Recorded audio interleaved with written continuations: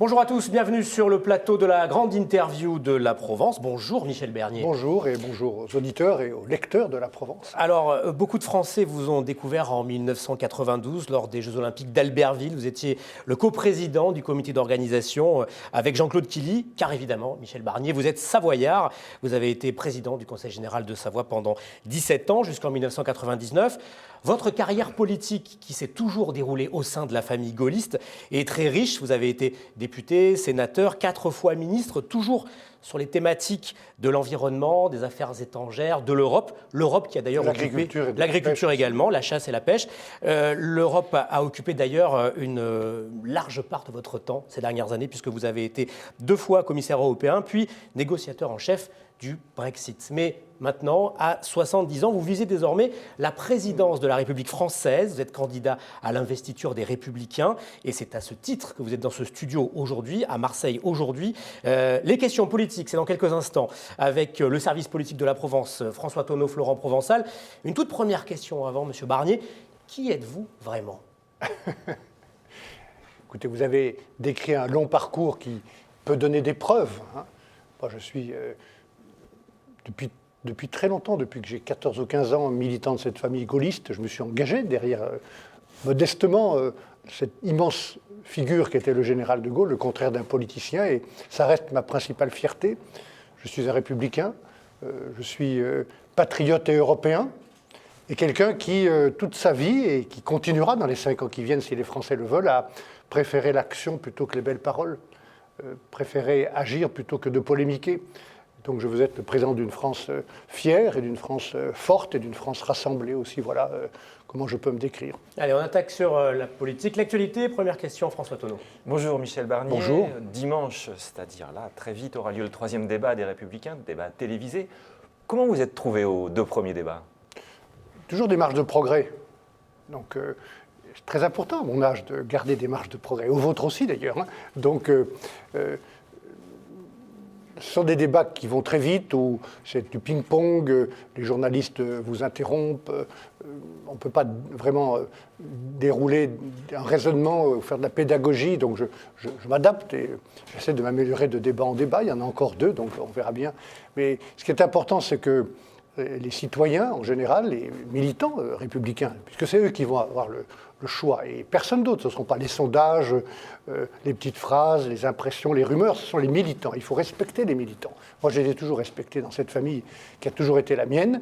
Ce sont eux qui vont choisir, et donc c'est important qu'ils se fassent une idée de qui est qui. Il s'agit de choisir le prochain. Utile, hein. Il s'agit ces débats. De choisir le prochain président de la République. Florent. Michel Bernier, bonjour. Bonjour. Vous êtes le seul candidat en lice à ne plus avoir de mandats nationaux ou locaux. Ça peut être un handicap quand vous faites votre tour de France là, des adhérents LR ? Non, je n'ai vraiment pas ce sentiment. Les gens savent très bien ce que j'ai fait. J'ai été beaucoup plus longtemps que les autres candidats, d'ailleurs, élu local, 27 ans, conseiller général ou départemental. J'ai présidé un département pendant 17 ans. J'ai rien oublié, je suis un homme politique, mais un politique avec des étapes différentes. À 4 reprises, j'ai été membre du gouvernement dans des postes, vous l'avez rappelé, difficiles, le ministre des Agriculteurs, des Agricultrices, des Pêcheurs, de l'Environnement, et puis à Bruxelles aussi. Je crois que toutes ces expériences-là, elles sont utiles. C'est-à-dire pourquoi, avec tous ceux qui m'aident, comme Bernard Renès, Valérie Boyer, Nadine Morano, des hommes et des femmes de beaucoup de sensibilités différentes dans cette famille, parce qu'il y a beaucoup de sensibilités dans la famille des Républicains. On a décidé que je devais me présenter et que je pouvais être utile. C'est une famille qui s'est élargie. Je crois que vous êtes à plus de 148 000 inscrits depuis mardi soir. C'est un atout pour vous, ces nouveaux adhérents ? C'est un atout pour notre famille. C'est la dynamique de cette primaire interne, si je puis dire.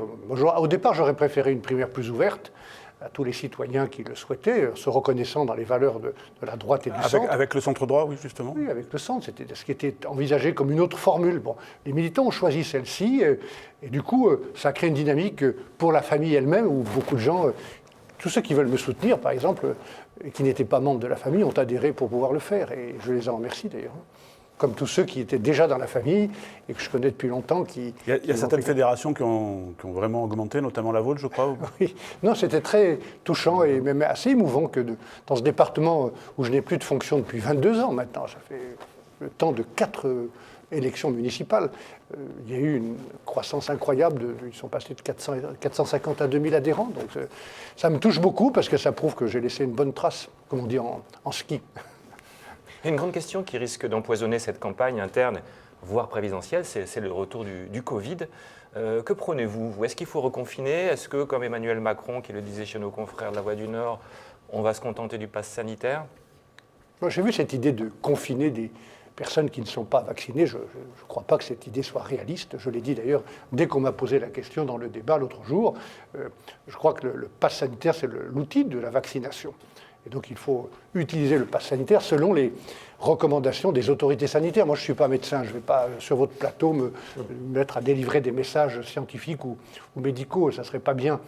Donc je suis les autorités sanitaires, et si cette vague revient, comme on le voit un peu partout, avec des signes indicatifs, en Royaume-Uni ou en Allemagne, il faudra prendre des mesures. Mais le vaccin, c'est la bonne solution pour sortir de cette crise. Donc plus on est vacciné, mieux ça vaut, mais il faut faire confiance aux Français.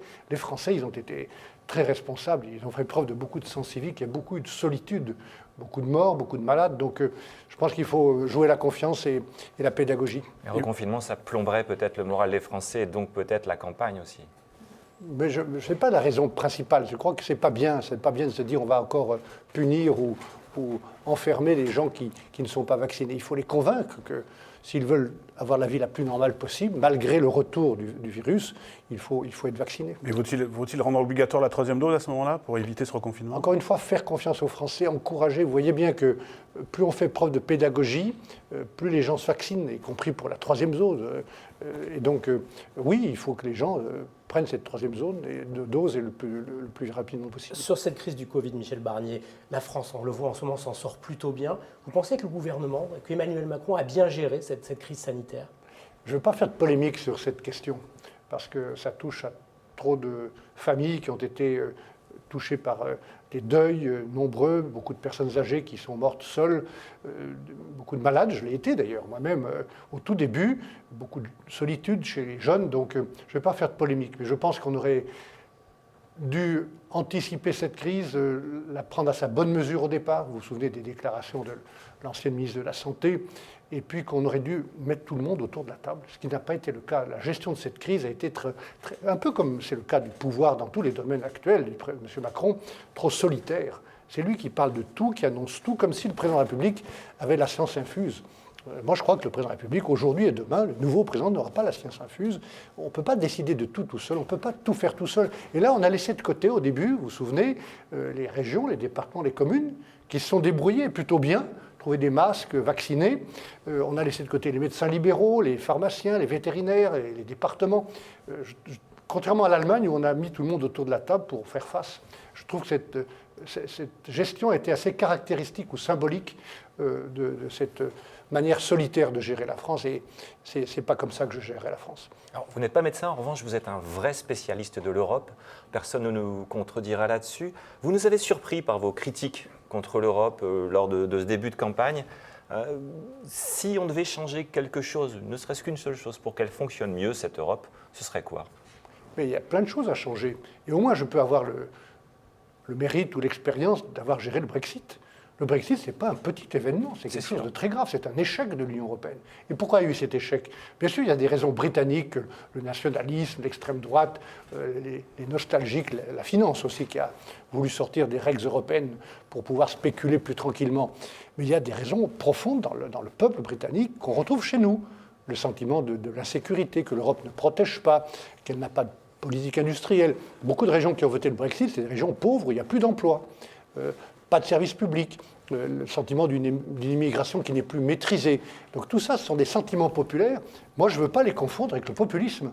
Ce sont des sentiments populaires qu'il faut écouter, comprendre et auxquels il faut répondre. Et l'Europe commence à répondre. On s'occupe un peu mieux de nos frontières extérieures. On a enfin une ambition industrielle. On met moins de naïveté dans nos échanges commerciaux. Et donc il faut continuer. Et puis il faut que la bureaucratie à Bruxelles ne dirige pas la politique. Au contraire. On s'occupe un peu mieux de nos frontières. Il y a des milliers de migrants à la frontière polonaise. Le mur de la Pologne, vous pensez que c'est une bonne solution, justement? Je ne sais pas si ce sera un mur. Mais en tout cas, là se trouve la frontière de la France, de l'Allemagne, de l'Italie. elle se trouve là, la frontière extérieure vers l'Est. Donc nous devons avoir une frontière solide, qui ne soit pas une passoire. On ne peut pas laisser rentrer tout le monde. Et c'est vrai aussi pour nous. Nous sommes la frontière des Polonais ici à Marseille. Hein. Donc il faut qu'on contrôle et qu'on sache qui rentre en Europe. Les Américains le font bien, c'est une grande démocratie. Donc il faut des contrôles sérieux, rigoureux. On a commencé à créer des postes européens de garde-frontières, de garde-côtes. Il faut des vérifications biométriques. Enfin, il faut une vraie frontière. Je ne sais pas si ce sera un mur. Et nous devons aider les Polonais à avoir une frontière sérieuse parce que c'est la nôtre. Maintenant, sur ce qui se passe là, c'est scandaleux. L'instrumentalisation d'hommes et de femmes malheureux, réfugiés, qu'on met dans des avions normaux et qu'on envoie comme une provocation pour déstabiliser l'Europe, ça c'est criminel de mon point de vue. Hein. Donc je pense qu'il faudra aussi en tirer les leçons pour le président de la Biélorussie. Que faut-il faire pour ces réfugiés? Il faut les aider, il faut que l'Europe les Oui, mais il y a déjà des aides qui sont apportées, ça a été décidé hier, aide humanitaire, des couvertures, de la nourriture, via les organisations humanitaires et via les Nations Unies. Mais on ne peut pas laisser rentrer tout le monde dans l'Union européenne. En revanche, il faut aider ces hommes et ces femmes, évidemment, qui sont instrumentalisés. Justement, l'immigration a pris beaucoup de place dans le débat télévisé depuis le début de cette campagne. Vous le déplorez que ça prenne toute la place, cette thématique? On répond à des questions d'abord. Hein. Donc, on nous pose beaucoup de questions sur ce sujet de l'immigration que plus personne ne contrôle, ni en France ni en Europe, et qu'il faut contrôler. Sinon, on va droit à une déstabilisation de notre pays, un sentiment que la France n'est plus la France, et en même temps, on accueille mal les gens qu'on a décidé d'accueillir. Donc, c'est perdant-perdant. Donc, oui, il faut une vraie politique d'immigration. C'est la raison pour laquelle j'ai proposé ce moratoire et ce bouclier constitutionnel. Et en le faisant, je reste européen. C'est la question qu'on peut se poser oui, des fois. Mais ne doutez pas de cela. C'est parce que je suis européen que je n'ai pas envie qu'il y ait d'autres Brexit. C'est aussi simple que ça. Et donc, quand vous avez une politique qui ne fonctionne pas, qui est d'ailleurs une politique imprécise, il n'y a pratiquement rien dans les traités européens et il n'y a rien dans notre Constitution. Du coup, c'est une jurisprudence qui prolifère et qui nous empêche de prendre des mesures simples et justes qu'on doit prendre pour... Quelle pourrait être cette première mesure simple et juste si vous avez limiter le regroupement familial, arrêter les régularisations, lutter contre la fraude sociale. Vous avez dans notre pays, et ce ne sont pas seulement des étrangers, mais vous avez 2,5 millions de personnes qui ont des droits à l'assurance maladie de plus, 2 millions de plus que d'habitants en France. Donc il y a des problèmes, et il faut régler ces problèmes. C'est comme ça qu'on évite des solutions extrêmes ou que les gens ne votent plus parce qu'ils disent ça ne sert à rien. Moi j'ai envie qu'en votant pour moi, les gens se disent ça va servir à quelque chose.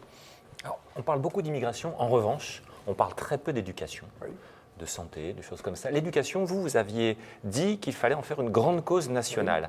Alors, je l'ai dit d'ailleurs bien avant dans une tribune, et je vais le confirmer. D'ailleurs, ce sont des sujets qui sont liés objectivement. Comment on peut parler d'immigration si on ne parle pas de la place de la France dans le monde et du changement climatique qui va provoquer de grands flux migratoires? Comment on peut parler de la sécurité et de la délinquance, de ce sentiment général d'insécurité, d'impunité, d'injustice dans notre pays, sans parler en même temps d'éducation et de travail? Éducation, grande cause nationale, ça veut dire quoi pour vous, M. Barnier ? Ça veut dire des moyens pour revaloriser la profession d'enseignant, comme d'ailleurs d'autres professions de personnes qui sont en première ligne, naturellement dans la santé, où les gens sont mal payés, sont découragés, dans la police, dans l'armée aussi. Mais dans l'éducation en particulier, on va faire une réforme et ce redressement pour lutter contre le grand déclassement éducatif avec les enseignants, pas contre eux, avec eux, en revalorisant. Les programmes, ça veut dire qu'il faut modifier les programmes, revenir à des enseignements fondamentaux qui ont été laissés de côté, reprendre le récit chronologique de notre histoire, vérifier que tous les enfants qui rentrent en sixième, pour les aider, sachent compter, écrire, et en même temps... je vais dire une autre chose à laquelle je tiens, par exemple, doubler la pratique du sport dans l'éducation nationale. Un peu comme en Allemagne, l'après-midi consacré au sport. Je pense qu'un pays qui est sportif, c'est un pays qui a le moral, qui dépense moins pour sa santé, qui intègre mieux des jeunes en risque d'exclusion, apprendre les standards de la vie collective, la règle du jeu, et puis qui aussi accueille et intègre et insère des personnes qui sont touchées par le handicap. Tout ceci a un coût. Comment vous financez cette réforme de l'éducation nationale? Mais ça, ce sont de bons investissements. Et si on doit faire un peu de dette, ce sont de bonnes dettes parce que ce sont des dettes dans l'avenir. Moi, je pense que la bonne protection dans notre pays, ça peut être de se protéger à nos frontières contre les concurrences déloyales, vérifier que tout le monde ne rentre pas dans l'Europe, mais la bonne protection, c'est d'investir. plus que le protectionnisme. La bonne protection, c'est d'investir, et d'investir dans l'avenir, ça rapporte toujours plus que ça ne coûte. Donc on fera des économies par ailleurs, on va essayer de repartir la croissance, de libérer par de la simplification, par des baisses ciblées de charges. Notamment, je veux par exemple supprimer toutes les charges sociales sur le premier emploi pour tous les jeunes. Premier emploi, pas de charge, ça vaut mieux que des chèques ou des primes qu'on distribue comme ça de 500 € à la veille des élections. Effectivement, le pouvoir d'achat est le domaine le plus attendu par les Français sous une nouvelle présidence de la République. Sera quoi votre première mesure pour le pouvoir d'achat des Français? Pas avec des slogans, mais je viens de vous le dire, on va permettre aux entreprises de mieux payer, de mieux investir, de faire mieux travailler en France. Donc on va baisser les impôts de production qui nous plombent par rapport à nos concurrents. On va alléger les charges patronales sur les emplois intermédiaires. Et là, il y aura une conférence sociale qui décidera du partage de cette baisse de charges entre l'emploi, l'investissement et l'augmentation des salaires, au-delà d'un SMIC et demi. Et je veux aussi supprimer les charges, toutes les charges sur les premiers emplois pendant 3 ans. Voilà les mesures clés auxquelles j'ai beaucoup réfléchi et qui permettent aussi de dire une chose qui peut-être me différencie des autres concurrents, c'est que ce n'est pas l'État qui doit payer les salaires dans le secteur privé. Hein. Ce n'est pas comme ça que ça fonctionne, en tout cas pas pour notre famille politique. Ce sont les entreprises qui créent de l'emploi. On doit abaisser le coût du travail et leur permettre d'avoir le meilleur environnement possible pour travailler, investir et exporter aussi. Et puis dans le pouvoir d'achat, pour être tout à fait sincère, il y a d'autres éléments. Il y a ce que vous recevez comme salaire, ou parfois comme aide, et puis il y a ce que vous dépensez. Et le poste du logement est fondamental.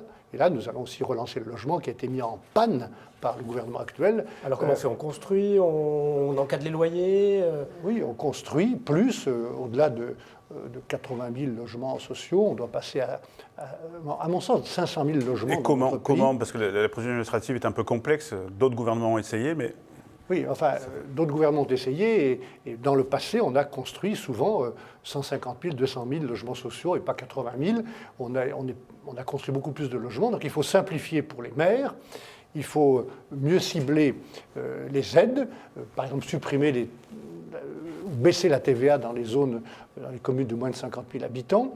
Et puis il faut aussi encourager ou obliger les offices HLM à vendre davantage de logements à leurs locataires. L'accession à la propriété pour les locataires doit être développée.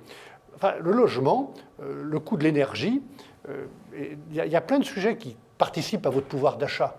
Et donc nous agirons sur tous les fronts. Et encadrer les loyers? Oui, enfin les cadrer.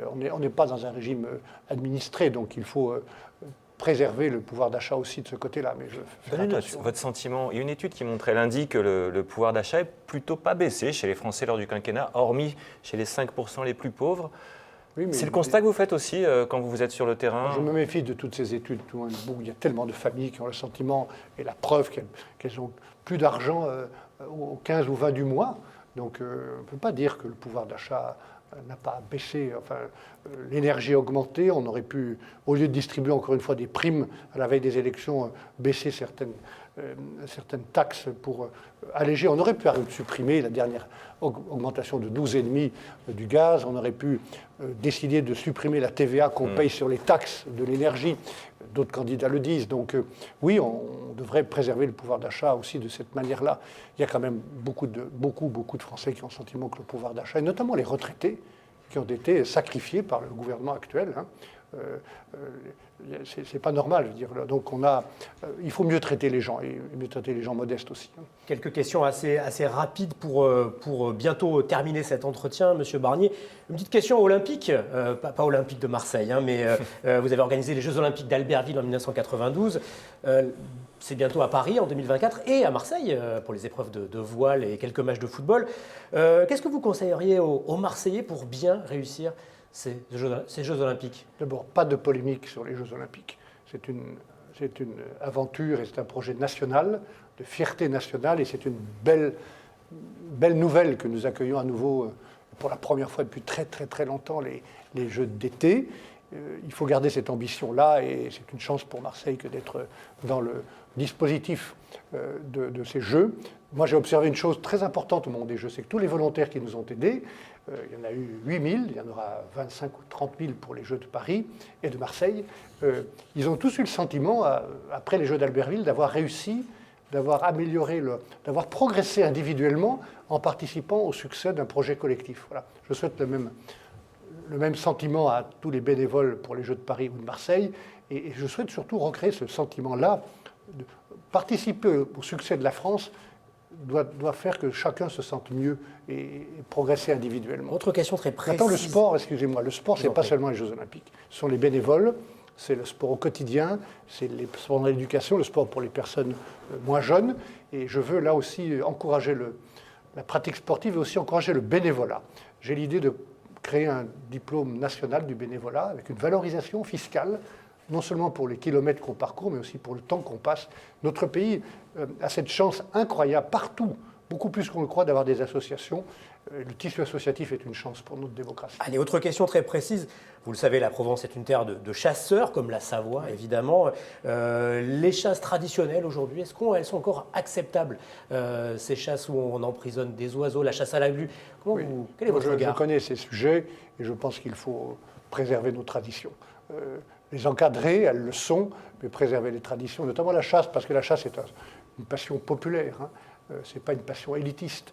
Tout le monde peut pratiquer la chasse et c'est aussi des gens qui aiment la nature, les chasseurs, beaucoup plus qu'on ne le dit dans certains milieux. Je ne veux pas avoir une vision théologique ou idéologique et punitive de cette question. Je veux qu'on préserve cette passion. Elle est encadrée, notamment pour des raisons de sécurité, mais il faut préserver cette tradition. Parce que ce sont des gens qui aiment la nature et qui ont une forme de convivialité. Notre pays a besoin de convivialité. C'est très polémique quand même comme sujet, hein, vous oui, en êtes je vous dis hein. mon opinion, elle n'a pas changé depuis que j'ai été le ministre des Chasseurs, quand j'étais ministre de l'Environnement ou le ministre de l'Agriculture, je n'ai pas changé d'opinion. On sort de la COP26, un échec pour vous? Comment on s'en sort? Quelle solution? Une déception, parce que ce sont des accords à minima, mais néanmoins ces rassemblements de chefs d'État et de gouvernement sont toujours utiles, parce qu'ils prennent des engagements ou ils confirment des engagements. Le changement climatique, ce n'est pas un sujet seulement pour un groupe de scientifiques ou d'écologistes. Moi, je ne vais pas laisser ce sujet au vert. Et nous allons nous Justement, en saisir. vous allez faire quoi? Eh bien, nous allons nous en saisir, comme c'est un engagement ancien de ma part, l'environnement. J'ai écrit plusieurs livres sur ces sujets, et je pense que le changement climatique va tout bouleverser. Toutes nos habitudes de cultiver, de pêcher, de construire, de nous transporter, de voyager. Donc il faut se préparer, sans créer de la panique, sans attiser les peurs, comme certains écologistes le font. Le contrat plutôt que la contrainte, mais ça passe par le nucléaire. Je le dis comme je le pense, il faudra relancer le nucléaire, et je regrette que le gouvernement de M. Macron ait attendu 7 ans, Hollande-Macron, pour prendre de bonnes décisions, annoncer de bonnes décisions. Ça passe par davantage d'énergie renouvelable. Je crois plus au photovoltaïque, à la biomasse qu'aux éoliens. À l'éolienne, ça passe par l'hydrogène, ça passe par des économies d'énergie, ça passe par la protection de la biodiversité, dont on a parlé à Marseille il y a quelques semaines. Donc je vais mener une politique... Et puis la prévention des risques, parce que avec le changement climatique, vont se multiplier les risques d'inondation, de pluie, de gel. Le dérèglement climatique est une réalité. Donc je vais mener une politique qui m'a toujours intéressé, de prévention des risques dans le pays, avec les collectivités territoriales. Justement, vous étiez à Marseille début septembre pour le Congrès mondial de la nature. Vous êtes revenu déjà une fois, là c'est la 3e fois.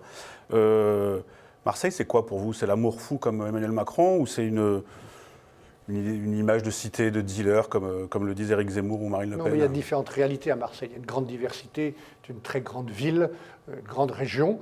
C'est aussi un port qui est notre principal port sur la Méditerranée. Et il se trouve là tellement de chances et de risques autour de la Méditerranée. Tellement de risques aussi de guerre, de déstabilisation, et de flux migratoires, mais aussi de chances qu'il faut accompagner. Donc Marseille, de mon point de vue, une des plus grandes cités de France, une belle cité, fière d'elle-même et qu'il faut soutenir. Et vous parliez de la visite de M. Macron, j'étais là ce jour-là. Ce qui m'a surpris, c'est qu'il vienne à la fin de son quinquennat pour annoncer des mesures pour les 10 prochaines années. Ce que j'aurais trouvé normal, c'est qu'il vienne à Marseille pour faire le bilan des 4 années de travail de son gouvernement, pour faire le bilan d'idées qu'il aurait dû reprendre, celle de Jean-Louis Borloo il y a 4 ans et qu'il a laissé de côté. Donc je trouve que c'est assez symbolique de cette forme d'improvisation, de diagnostic de la France qui n'a pas été fait au début du quinquennat. C'est trop tard maintenant. Quand vous arrivez à l'Élysée, vous devez avoir... Si vous êtes élu, vous maintiendrez ce plan pour Marseille? Oui, bien sûr, parce que c'est un plan utile, qui était attendu. Martine Vassal me disait ce jour-là, quand le président est venu, qu'elle était allée il y a 3 ou 4 ans voir M. Édouard Philippe pour lui proposer, pour lui demander ce soutien, notamment sur les questions de transport interactif entre le nord, le sud, l'aéroport, le tramway, les écoles, la sécurité.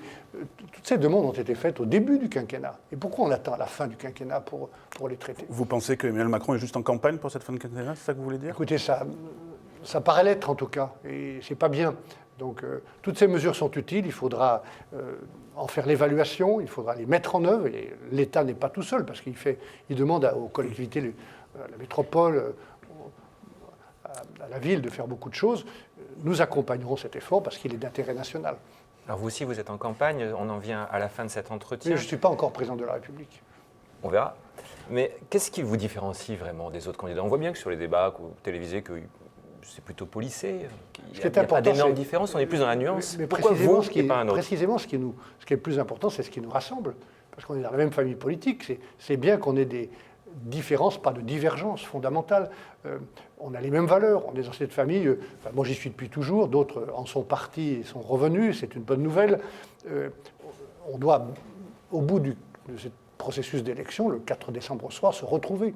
Mais votre différence à vous, c'est quoi? C'est votre expérience? Mais chacun peut voir les différences. On n'a pas la même expérience, on n'a pas les mêmes parcours, les mêmes tempéraments. L'élection du président de la République, c'est la rencontre du peuple avec un homme.